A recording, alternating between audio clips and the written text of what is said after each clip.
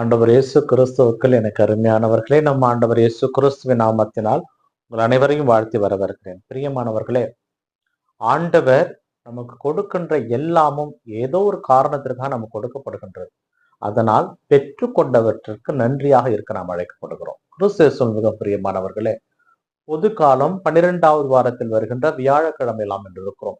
இன்றைய வாசக சிந்தனையாக நமக்கு கொடுக்கப்படுவது முதல் வாசகமாக தொடக்க நூலில் இருந்தும் நற்செய்தி வாசகமாக மத்தேயு நற்செய்தி நூலிலிருந்து நமக்கு செய்திகள் கொடுக்கப்பட்டிருக்கிறது. இதிலே ஆண்டவர் ஆபிரகாமுக்கும் சாராவுக்கும் பிள்ளை பேரை கொடுக்கவில்லை என்று சாரா வருத்தப்படுகிறார்.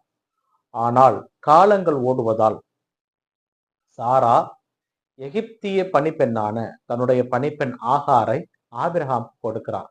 என் பணிப்பெண் வழியாக எனக்கு குழந்தை பெற்றுக்கொடும் என்று. ஆனால் ஆண்டவர் சொன்னது ஆபிரகாமுக்கு நினைவிருக்கிறது.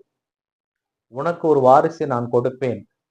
உன்னுடைய இனம் வானத்து நட்சத்திரங்களைப் போலவும் கடற்கரை மணல்களைப் போலவும் எண்ண முடியாத அளவுக்கு பெருக்கெடுத்து ஓடும் என்று ஒரு கட்டளை கொடுத்திருக்கிறார், வாக்குறுதி கொடுத்திருக்கிறார். அதை மனதில் அவர் கொண்டிருக்கிறார்.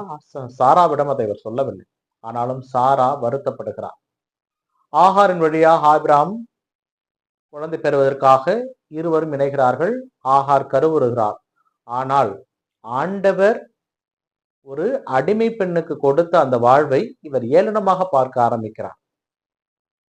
சாராவை ஆகார் ஏளனமாக பார்க்கிறார்.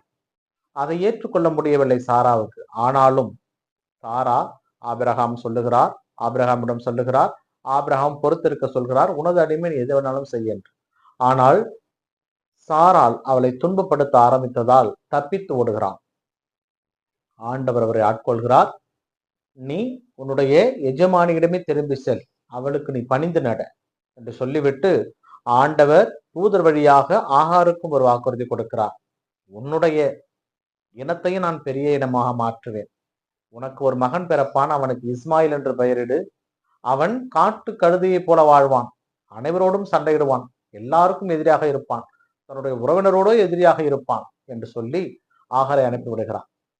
ஆண்டவர் ஆகார் வழியாக ஒரு குழந்தை பிறக்க செய்தார். அது இஸ்மாயில் என்று அழைக்கப்பட்டது. ஆனால் அது உரிமை பேரான பிள்ளை இல்லை. சாரால் வழியாக பெறப்போவதே உரிமை பேரான பிள்ளை என்பது ஆபிரகாமுக்கு தெரியும். ஆக ஆண்டவர் நமக்கு கொடுப்பவை அனைத்தையும் நாம் பெற்றுக்கொள்கின்றோம். அதற்கு நன்றியோடு இருக்க அழைக்கப்படுகிறோம். பெற்றுக்கொண்ட பிறகு நாம் புத்தியை மாற்றிக்கொள்வது கடவுளுக்கும் நமக்கும் செய்கின்ற துரோகமாகும். இந்த நற்செய்தி வாசகத்தின் வழியாகவும் அதே செய்திகள் ஏறத்தால் நமக்கு கொடுக்கப்படுகிறது. ஏனென்றால் இன்றைய நற்செய்தி வாசகத்திலே